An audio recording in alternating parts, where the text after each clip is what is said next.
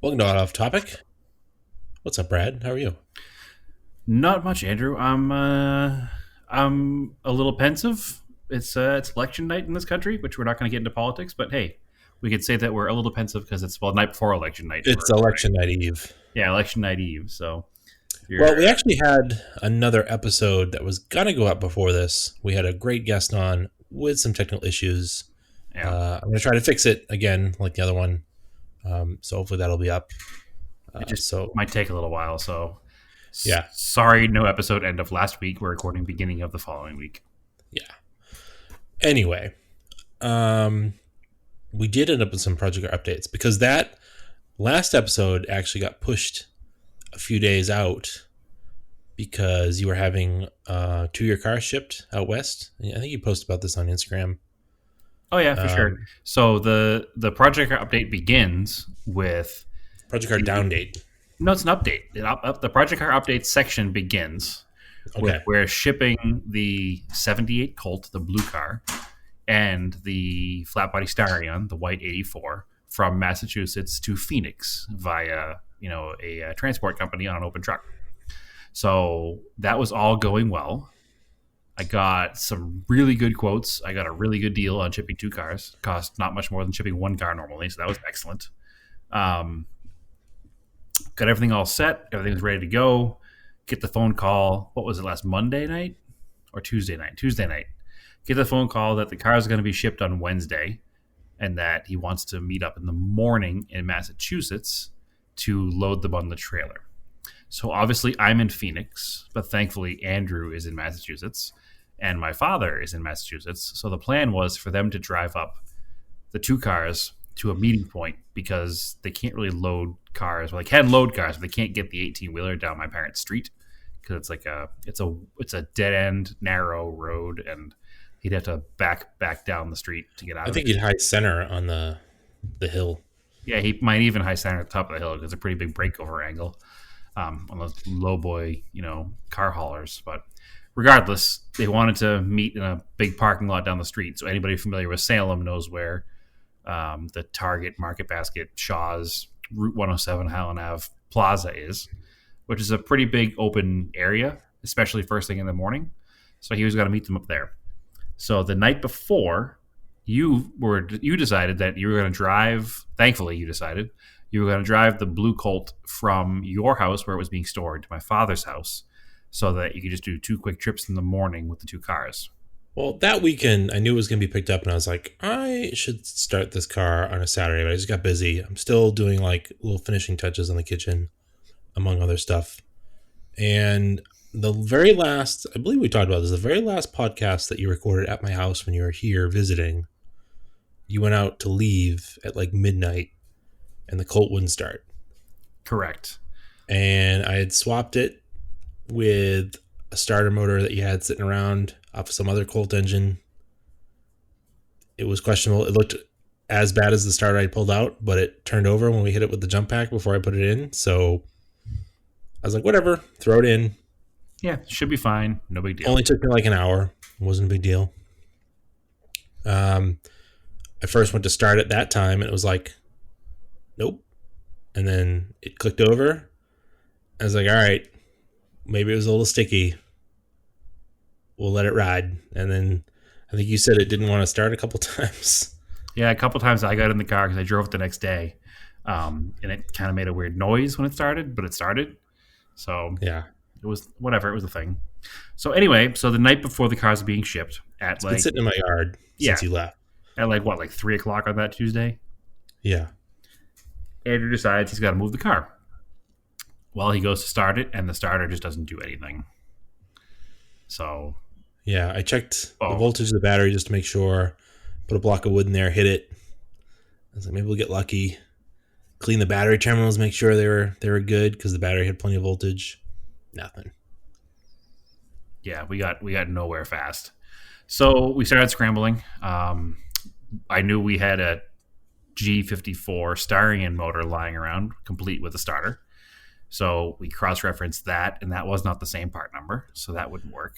Which, by the way, a new reman starter from Rock Auto was like $20 for this Colt. Mm-hmm. Yeah, the issue isn't you couldn't get one. The issue was trying to get one that day.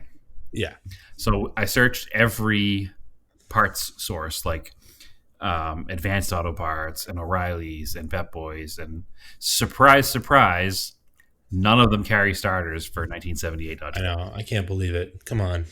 Well, here's the thing: it's the same starter in the 1.6 and the 2.0, and that 2.0 actually went until 1990 in Mitsubishi Mighty Max pickups.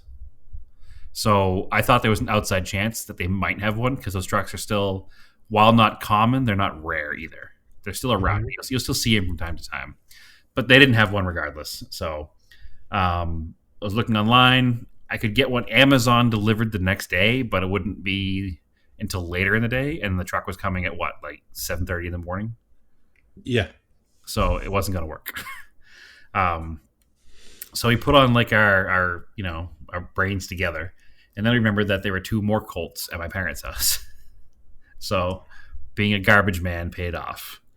I was willing to take it out of either car, the 74 yellow 4-door that's coming out here eventually, or the 79 coupe that was detailed in an earlier episode when I went to Virginia to pick it up. Um, Turns out they're all the same starter. So now it's probably 5 o'clock or so, I'd guess, Eastern time. Maybe a little later. Yeah, I didn't.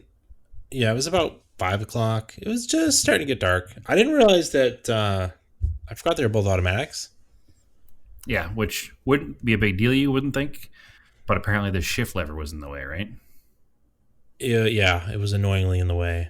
Yeah. It was weird. So like, I didn't even look at the 4-door car because the other car was easier to get to. And as soon as I looked, and I could see like a reman sticker on the starter, the starter looked pretty clean. I was like, "That's the one." Yeah. Um, and I remember we had it turning over one time to try to start it, so I was like, pretty sure it works. Yeah, I had that car idling eventually. And then like it's really hard to get to the starter bolt. So you can get to one on the bottom pretty easily, especially with I've got a 3/8 Milwaukee ratchet, the electric one. Right. And for whatever reason on the manual car, the blue car, it only took me like an hour to swap the starter. And on this auto car, like it took me almost 2 hours just to get the top bolt out. Like it was brutal. I don't know why it was so hard. It just It was probably a combination of a couple of things. A, there was a giant dormant bee's nest right next to it. B, you were annoyed because you were trying to fix my car outside in the cold and the dark. And C, it's probably actually difficult to get to. luckily it was still warm. There may or may not be a dent in the door of that car. Okay, thanks. I mean it dented my hand a little bit too. So It needs a door anyway, so I'm not worried about it. Yeah, I got the bottom one out, and then I got it on another one that I thought was it, and let it out, but it was like a false starter bolt. It's probably a bell housing bolt, so there's probably one missing in there. It's a trick bolt. Yeah, beware the false starter bolt. Yeah, It's in my tool bag. I believe the current vernacular is it was very sus. Yeah. Whatever the name of that game is that I haven't played. Oh, It's very sus. I've only played it once. It's a weird game because like I was legitimately trying to complete the task because it was like fixed wiring. I was like, that's cool. I'm into that. And then somebody's like murdering me, and then they're trying to like vote who murdered me. And I'm like, what? Or like I don't get murdered, and I'm like, I don't know, and I just like vote really fast, and like, well, that's suspicious. You voted so fast, and I get fired out of the airlock. What is the name of the game again? I don't remember. Oh crap! What is the name of the game? Among Us. Okay, yeah, I have not played it, but I know that I've seen the word sus be used across the internet lately. He's very It's actually it's pretty fun to play with friends. But anyway, so yeah, and by the time finally we got the top bolt out, and like looking at the bolts, they were like the same. I was like, oh, cool. So it's weird. And then the blue car fought me too, coming out again. Like it was really hard to get to. I don't know why. I don't remember how I did it before. I did it so easily before. Like I cast some sort of been spell. like a month and a half. Yeah, I had that swap so fast last time, and it took me a little longer, but not as long. It definitely helped not having like the kick down bar in the way or whatever the hell it is. Well, yeah, it's because the carbureted automatic, so it has a mechanical Yeah. linkage between the carburetor and the transmission. So not something you're used to on a modern vehicle. So yeah, got it in there. Car started right up. Brought it over. I finished around like maybe 10 o'clock. Wasn't too bad. Yeah, I know it was fairly late, but unfortunately, we had a scheduled podcast that night with a guest, but like they had to get the car done. Like there was no because the truck was coming in the morning, and I had negotiated the price for two runners. He didn't have a like a winch on the truck, so there would have been no way to get it up there without it running. So Well, it was either that or your Camaro was coming out. right, which I didn't want yet because I don't have the garage built yet. But regardless, fast forward to today, actually, about 2:30 Phoenix time, the which is Central Time now because things change. You guys don't change. We don't. Isn't it just Arizona time? It's Arizona time always, yeah. So Yeah. like during the summertime, we're 3 hours behind Massachusetts, but right now we're 2 hours behind Massachusetts, so we're the same as Central, I think, or not Central, Mountain Time, Yeah. right? Yeah, Mountain Time. So anyway, we are about 2:30 Phoenix Standard Time. I got the phone call that the guy was here offloading the vehicles around the corner, so he was. He wasn't quite as far away as the parking lot down the street, but he didn't come down my street. He stayed on the main like cross street. So the way the streets work in Phoenix, it's a grid system. So you have streets that run, It's normal. It's the yeah, normal way you set it up. streets that run one way are numbered. The streets that run the other way are named. So I'm on a named street, and he was on, 29th, which is the street that runs perpendicar, excuse me, to my street. So he was unloading the cars there. So I was able to go down, pick them up, pay him, and car started right up. In fact, the guy made a comment to me that when he went to pick them up, he was nervous because he saw how old they were, even though he already knew, and he saw how sus they were. Yeah. Because it was raining and like there was like a curled up car cover in the back of the Colt. The Colt's generally a decent looking car. It's not embarrassingly ugly. But then the Starion was next to it, which is pretty ratty. Oh, he was like, "What's with all the stuff inside?" And your dad was like, "Well, that's the inside of the car." Yeah, yeah, because they won't ship a car if you fill it full of stuff.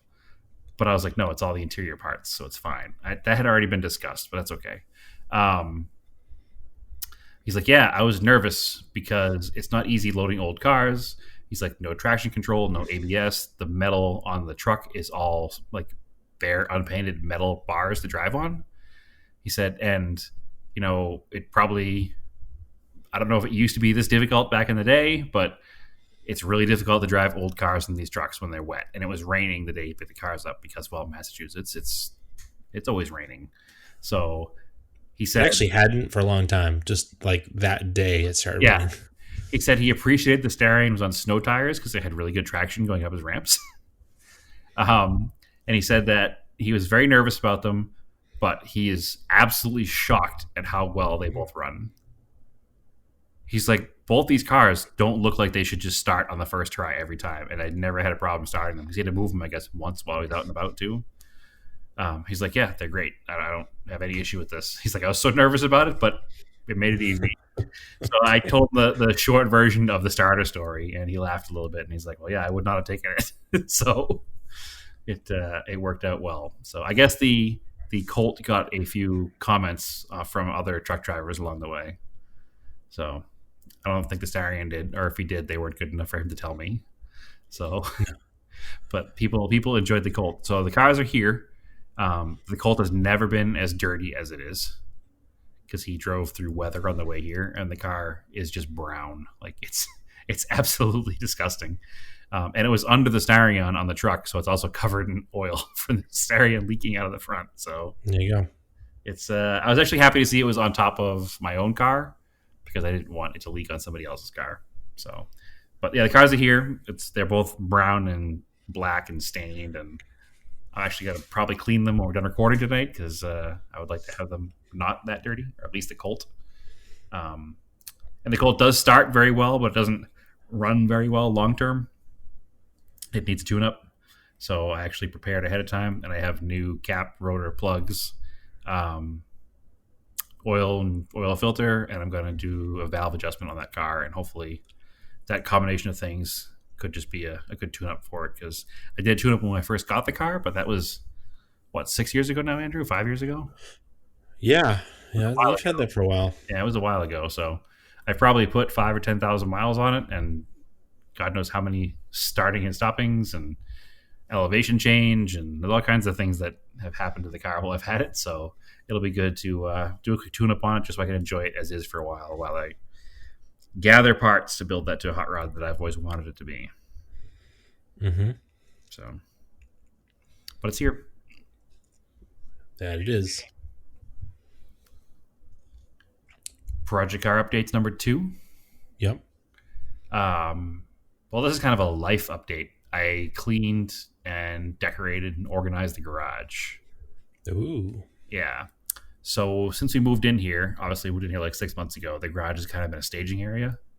I've had the cars in there, but it's always been kind of just a storage place for things while we're getting set up in the house. So we're at the point where this weekend I was able to actually clean and organize the garage, hang a bunch of automotive ephemera.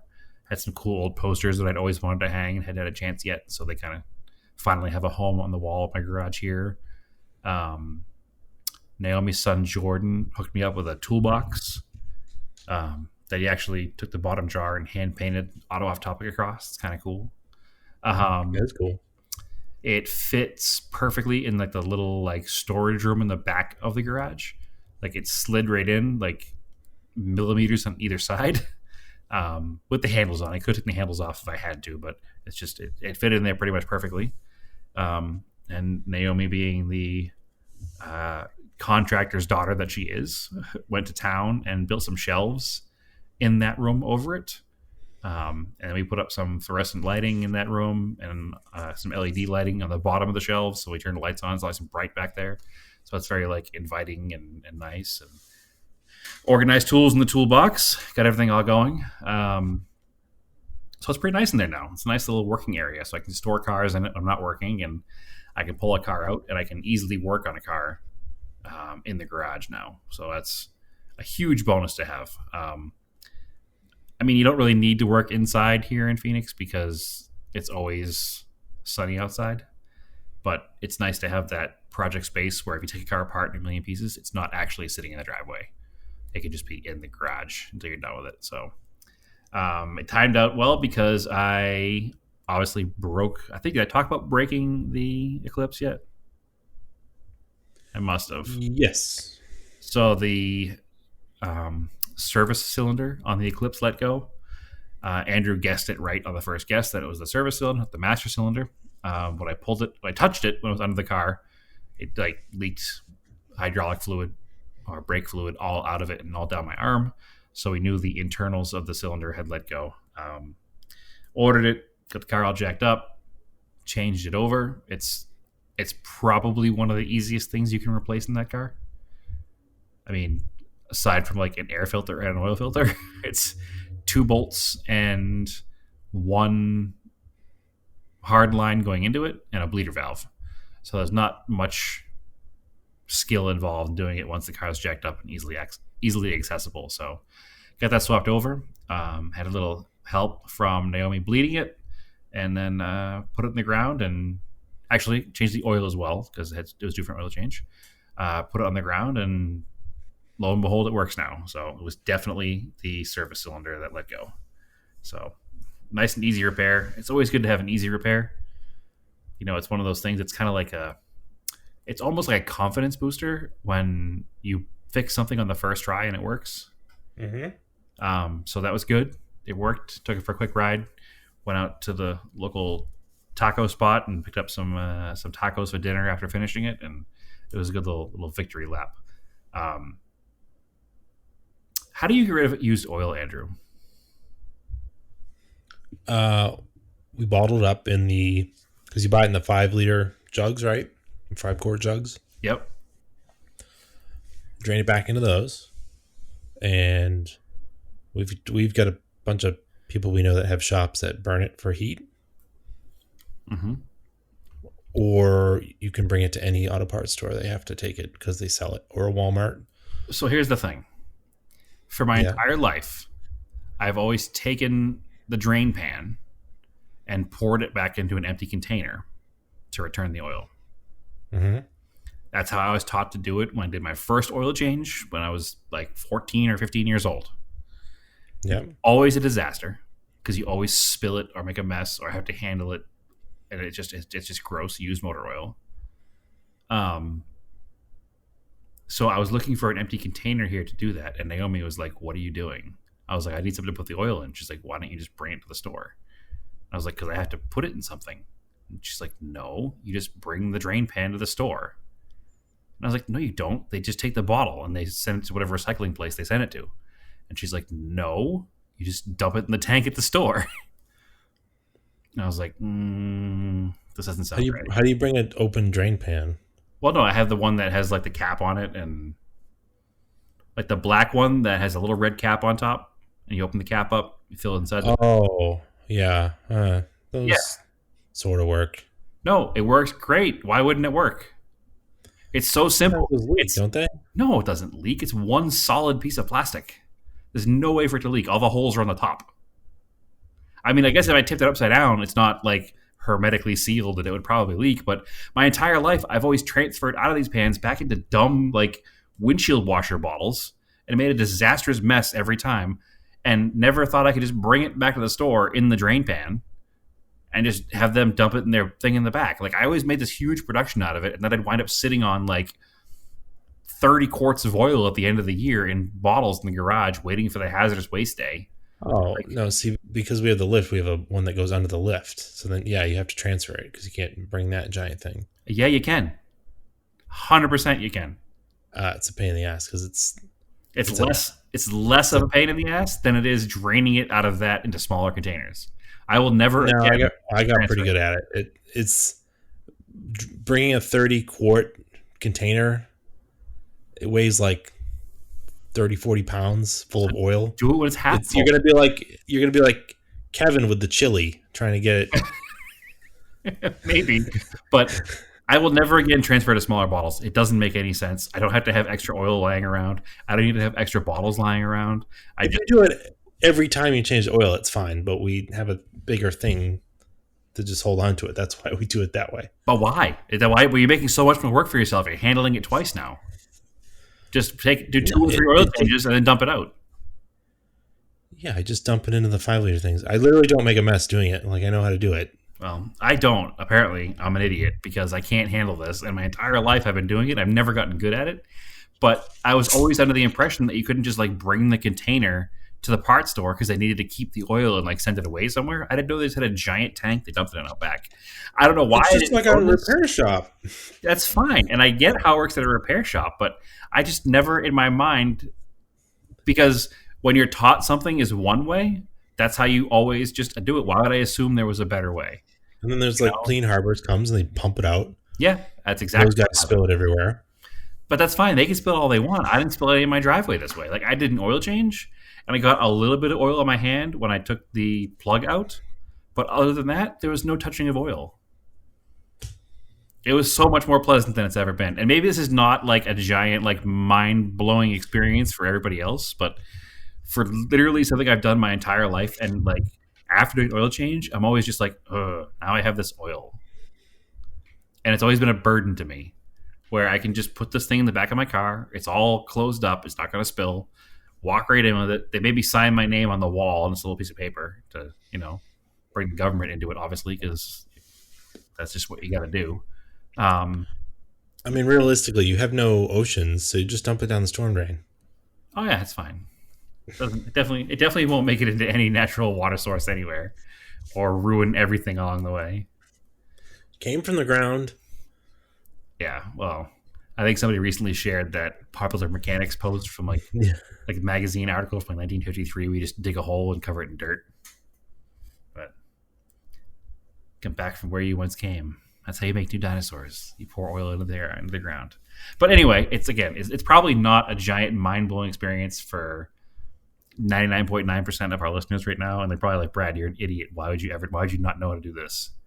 But the only time I ever had no issue doing it was when I worked at a mechanic shop or I worked at a dealership where I had access to an oil drain and I could do it there. But most of my life, I haven't worked at a dealership. I either worked at an insurance company or a body shop, and I haven't been able to do this. So I'm I'm forever grateful that I learned this. I'm forever grateful that Naomi knew the correct way to do it because somebody didn't teach her the wrong way the first time. And I apologize to my father because I'm not trying to throw him under the bus saying he taught me the wrong way. Maybe this is just how he knew how to do it too. Maybe it will blow his mind when he hears the story. Or maybe he'll call me and go, "What are you talking about? Of course you can bring it back to the store." I don't know. But all I know is that had no idea it was that simple. So anyway, cars are here. Cars that are already here run. Cars that came on the truck today both run. They both need a deep cleaning. That'll be next. Tune up on both cars. Find out why the fuel is leaking out of the steering while it's here. See if it's a filler neck or the top of the tank. I'll probably drop the tank later this week.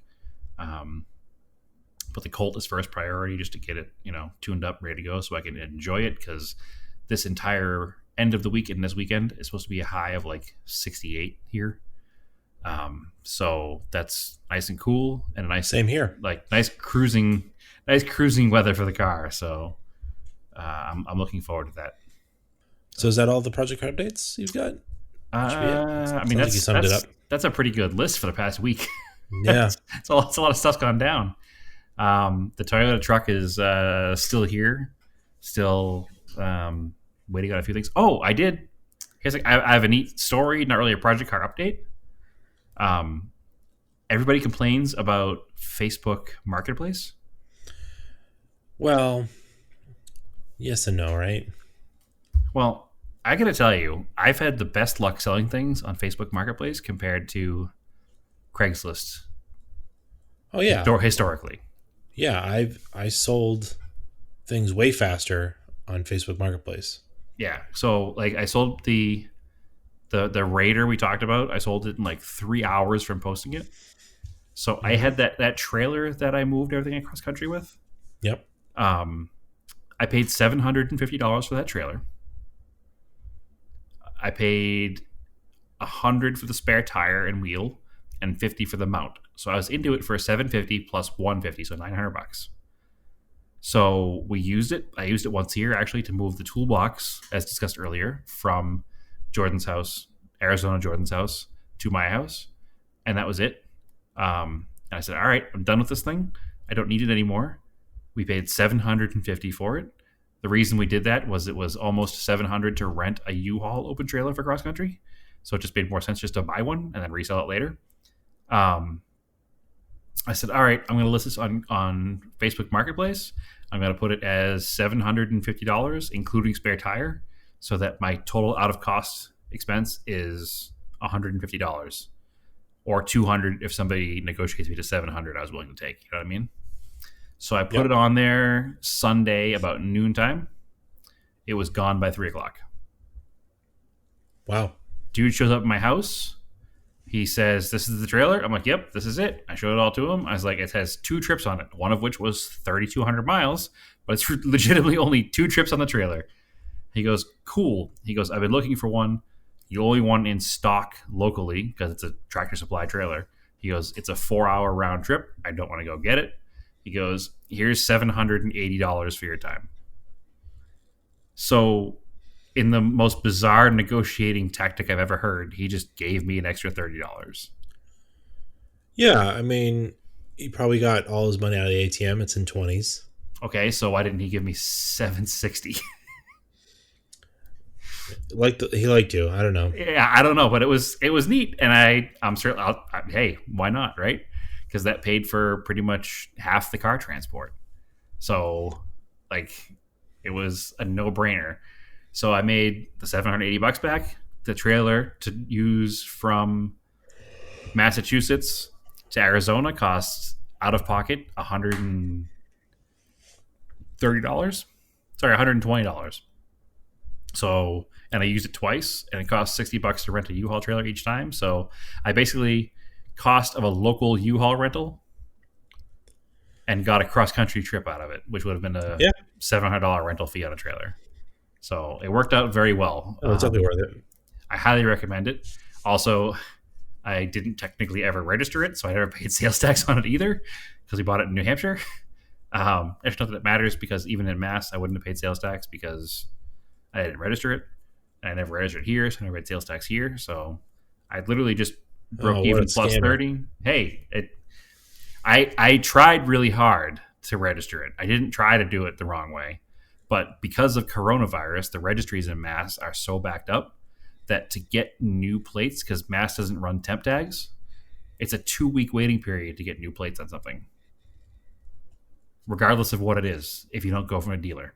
If you buy from a dealer that's Which, part of the RMV system, they you know, can give you your plates right away. it's say what you will, but that's total like that's malarkey. Okay, so Hmm. even if you take the people out of the equation, like the public out of the equation of waiting at the registry, it should not take them any more time to issue plates. No, give it like 3 days to mail it Yeah, two at the, weeks at is the most. that is ridiculous. Right. So I didn't have 2 weeks to register it. So then I did a test run. My father had a trailer in his yard that was unregistered. Um, and I said, all right, well, let me see if I can order a template through Arizona to make it like a legitimate plate to use it. And I used his trailer, and the system was like, cool, here's your template. Have a nice day. So I was like, perfect, this will work. So we bought the trailer, came back, put the VIN number in the template, and the Arizona system was like, this VIN does not exist. Because the trailer had never been titled, and I didn't put that in my brain. So Right. we tried our hardest to do it the right way, and damn government forced us not to. So whatever. Trailer plates are kind of a funny thing anyway. They're all kind of a similar description. Black utility trailer. It's fine. I had a legal plate and everything was good. So anyway, thanks Doesn't matter. I unnamed. know who you borrowed it from, and you sent them some Arizona wine. Right. I paid them handsomely with some expensive Arizona wine shipped to their house. Yeah. So, which is also I thought was illegal, but No, apparently it's not illegal to ship alcohol to Massachusetts. no. If you're, I think it's like there's probably like a limit. If you're doing like a lot, Well, I don't think you can ship it through the U.S. Postal Service. You have to ship it through FedEx or UPS or DHL or one of those other services. I sure. don't think you can ship alcohol through the USPS. But regardless, I was stoked to find out that it was legal. So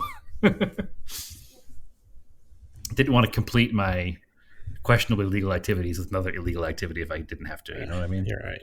So just a downright criminal out here. But anyway, so the trailer's gone.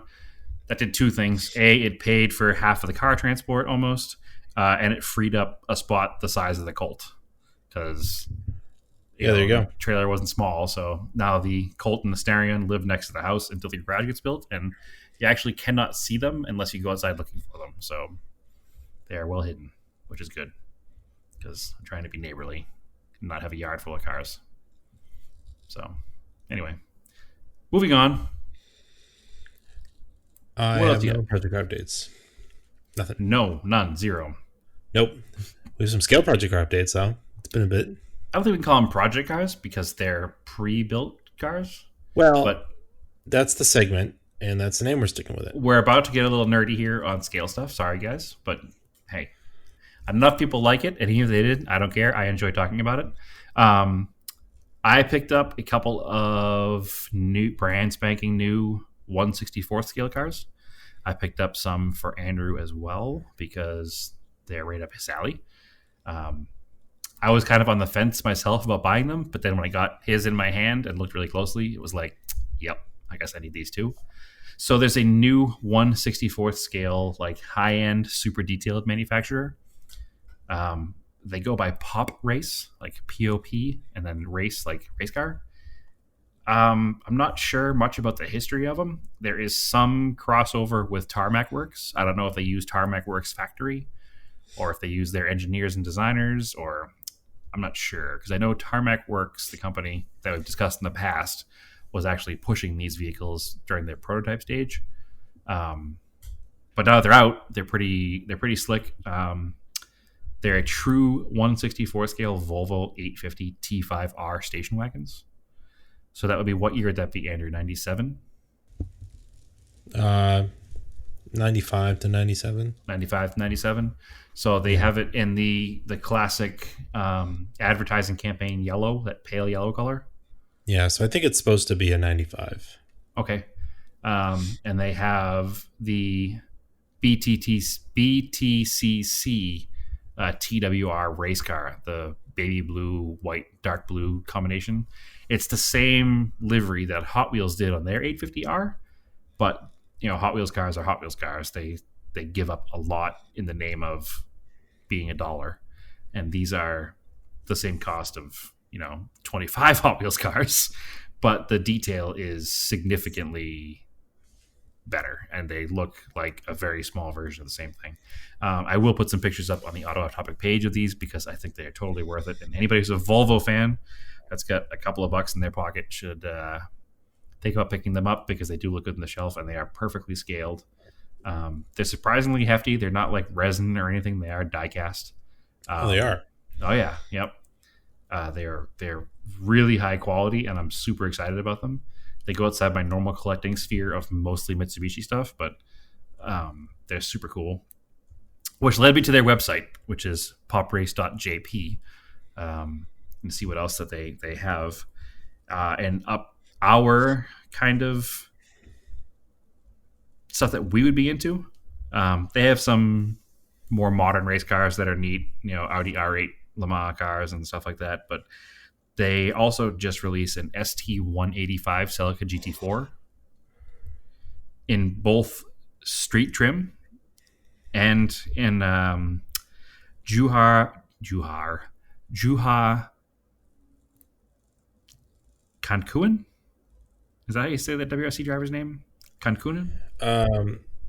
No, I don't think that's how you pronounce it, but I can't. Kakinen? Yeah, Kakinen. It's like Kakinen. Kakinen. It's like Hulan. Yeah, Huha Kakinen. really butchered. Yeah. Huha Kakinen. His ST185 93 Safari winning Celica. That's the Castrol sponsored car. So It looks like I'll have to pick up another Pop Race car pretty soon, because it's a Safari Rally Celica. It's like there's not much cooler out there. So they only have 4 or 5 vehicles so far. They have those two, the Audi R8 LMS Le Mans car, the new Suzuki Jimny, and Honda Integra.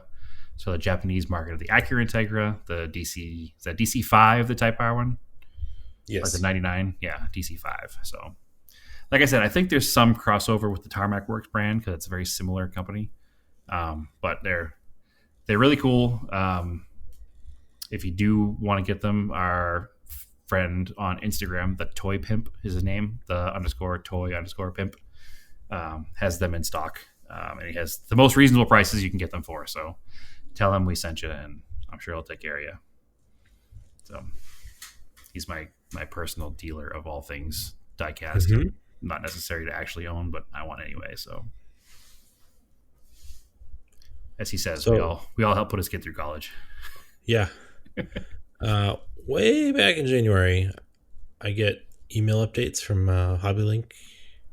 Nope. Not HobbyLink. 1999.jp. .co.jp. Yeah. Which is hobby, right? It's 1999. That's the name of the Is it? company. Oh, Yeah. okay. Well, anyway, I get new releases for like model kits and diecasts. And what was the company? It's a Galant VR4. It's Mark 43 is the name of the company. So they came out with a couple of castings, not castings. I think they're resin. So there's like It's a white one. It's still a casting. It's a resin casting. Yeah. So there's white. I think they did white, black, silver, or it was at least just white and black. I've seen white and black. Yeah. So it had, obviously, because they were more popular outside the United States. So they all have the JDM bumpers, so the thin bumpers. Yep. And they had 2 versions that had stock wheels, and a version that had like Rally Art 5-spokes, which are reminiscent of my 5-spokes, because that was the point. So I should have ordered one of the ones with regular wheels too, but I only pre-ordered one of the ones with the five spokes and Yep. in white. And then because of all this COVID stuff, it showed up like 2 days ago. Like it's been on pre-order this entire time. Yeah. And then I paid for it because they said it was available already. And then it ships DHL and it shows up in like 2 days, which is crazy from Japan. Yeah, it's pretty fast. DHL is real fast for Japan. Because it wasn't like anything like crazy special shipping. But it's a super nice 1/43rd scale. I don't mind paying for one every now and then of a car I really like. Because that scale's like we've talked about before. That scale's really nice to put on your shelf. It doesn't take up much space, and the detail they're getting out of them right now is excellent. Yeah, it's phenomenal. They're really nice cars. I have a couple of the higher end 143rds from Japan. Actually, it's 1999.co.jp, but the name of the company is Hobby Search. Hobby Search. That's what I was trying to think of. There was a company. Yeah, I blew that. So, but It was a very good URL snipe back in the day. 1999. Yeah. Yeah. Yeah, I'm not sure what it came from or what it means, or if that was the year that they started the company, but they certainly, whatever it works. So their website is weird when you first log onto it. It looks like it's like anime girls, and that's it. Yeah, you got to drill down into the scale models or. But if you turn it to English, diecast, if you turn it to English, they have a button for scale models and diecast. So it's definitely a good source for. The other thing I like about it is that they leave stuff up there even if it's not available, so you know it existed at some point. Yep. And they have an option where if you click on it, you don't have to pay for it, but if they ever get it back in stock, they'll email you and say, hey, this thing you were interested in, we have again. Mm-hmm. So I've actually gotten stuff that way. Speaking of Gallants, I think it's an Aoshima kit, the Gallant rally car. Those are all Hasegawas. Hasegawa, excuse me. Yep. So the rally car, the Hasegawa, I missed on the first time around, and it was, out of stock, no stock expected anytime. And I just clicked on it, email me when it comes in, and then like 3 years later, I got an email from them saying, "Hey, we have this Gallant in stock," and I ordered it and had it again in like 2 or 3 days. Yeah, because the re-releases are nice because even though you can buy the kits vintage, the decals are kind of trash sometimes. So yep, almost all the time. Nice. Yeah, so that's it for project car updates. Actually, along with these Volvo 850s, I also picked up a Atomica Limited Vintage of a mid-90s Nissan Pathfinder, which is the Nissan Terrano in Japan. Yeah. It was just really neat, and it was a decent deal, and I traded him some stuff, so I just picked it up, added to my collection of stuff. So Atomica Limited Vintage is like the original of the highly detailed 1/64 scale cars. So I think that they're still pretty much the best as far as consistency goes. But they're really neat stuff. So he also stocks those as well. So anything high end 1/64 scale, you can get it from him. So earlier you were telling me you watched Six Underground and I the did. car chase in the beginning. Yeah. Speaking of those Alfa Romeos, I've noticed particularly one around here. I feel like I've noticed on some other ones. So they've got an aluminum bumper beam. Okay, most cars do. Yeah, but it shows through the grill.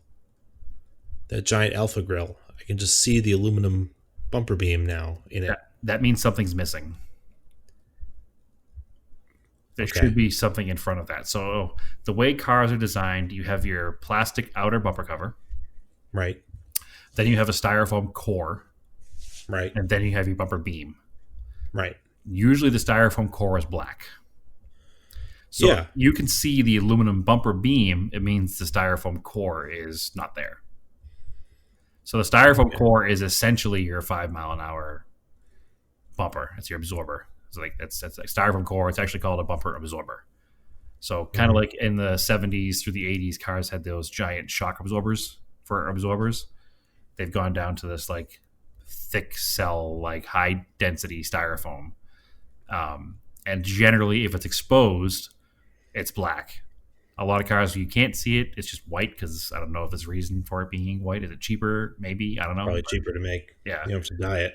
Right. So I know that most cars that have exposed that you can see the bumper through the grill, there should be a styrofoam core um, in between the two things. You should not be able to see the actual bumper beam, especially the aluminum ones that are painfully obvious. I Yeah, don't have just my wicked sticks out, especially in that car with a giant Alpha grill. Yeah, I don't have my work computer booted up right now, or I'd look at our estimating software and see if there is a core that goes right there. But I'm pretty sure there is because I feel like we would notice that a long time ago if it was standard.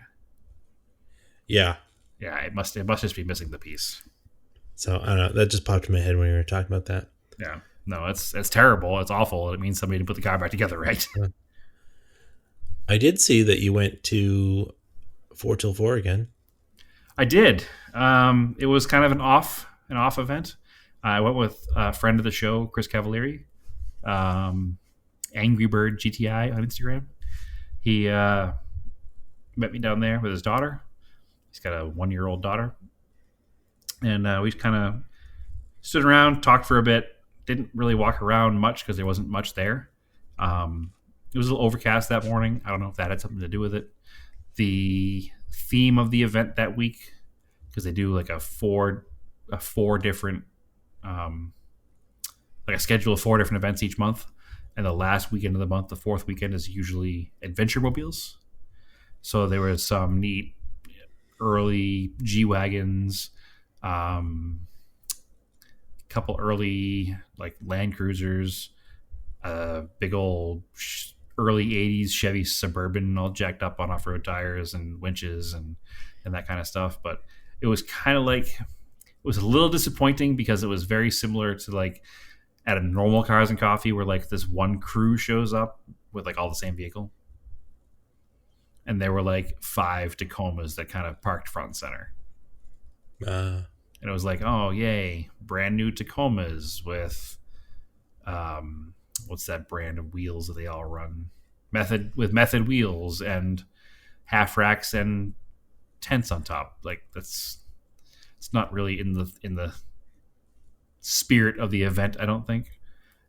There was a cool early long wheelbase Range Rover, Land Rover, and there was a couple of FJs, and then there was also a small group of lifted Subaru guys, which is not my not my favorite thing to see all the time either. But at least they were different than 5 identically prepped hey, Tacomas. it felt like you were back in New England. Yeah, I really did actually. It was not. It's not the normal scene here. It was different to. It was a little bit underwhelming. I did take one picture. I never really posted it. It was of the FJ that was parked directly in front of 4 till 4. So, but it's always neat to go down there. The coffee's good. They have burritos they sell there that I'm told are good, but unfortunately I can't eat, so I couldn't tell you for sure. But it's a neat little take on a Saturday morning. It's a good little. It's over before 10 o'clock, so it's not like you take your whole day. And unlike last time I went, where the Eclipse didn't quite make it home without breaking, this time I made it down there and back in Yeah, the Sapporo. there you go. That's always a positive, right? So it went well. It was a good little time. There's a couple of motorcycles that go for Adventure Day, so that's kind of neat. Adventure Mobile Day. There's a Ducati Scrambler, and a '70s Honda like CL 125 that was dual sported out. So that was kind of neat. It's definitely cool. I'll definitely when I have another Adventure Mobile, like another Montero, I'll certainly be joining them for their Adventure Mobile days. And I'm actually excited. This weekend is on Sunday at 4 till 4, so not the normal Cars and Coffee Day. The local Phoenix Air Cooled Club is they moved their event there. So before COVID, they had at Phoenix Public Market, they had every first Sunday, they had Arizona Air Cooled. And we never made it down because it was one of those things that there was always something else going on, it seemed, that weekend. And then unfortunately, during the COVID issues, Phoenix Public Market didn't make it and they closed down. So Arizona Air Cooled was looking for a new place to do their thing. So they got to do it at 4 till 4 this coming Sunday. So I'll probably go check that out. So it's be neat to see how they have Volkswagens. Yeah, you got spotted by some guy, didn't you? Yeah, I got up. Somebody took a picture of my car and posted it on Instagram at 4 till 4. course, you got to bring that up now. I don't know the name of his I don't Instagram know. account. I can't remember his name, but he had a pretty wild, like, what was it, Toyota? He's got a Celica, Yeah, an notchback 84. Celica. Yeah, yeah, 84 or so. Yeah, and there, it's famous something, I think, right? Yeah, I'm Something like that. trying really fast, but it's not coming up. That's all right. Oi, well, wait, listen to me. You bring the guy's name up, man. Now we got to try to find a. We got to give him a source here, but nope. Something famous. Yeah, it's been too long now, and now It's gone into the ether. it's gone into the Instagram ether. It's not going to come straight up now, unfortunately. Shoot. Yeah, you used to be able to look up the things that you've liked, but I think that's buried. Anyways, anything else? No, sir. I think we've covered pretty much everything. Mm-hmm. Yeah, if you're in Massachusetts, uh, and question one, vote yes. We're behind it for yes, and everything else, deal with choice. Yeah, So no politics unless car related. It's kind of where we're at. right. Um, so yeah, I'm sure pretty much everyone has voted at this point. So regardless of that, you can find us Auto Off Topic on Facebook, Auto Off Topic on Twitter, Auto Off Topic on Instagram. Me, Race and Anger on Instagram. Brad, where can find you? TSISS350 on Instagram. All right. You forgot to give the Twitter name.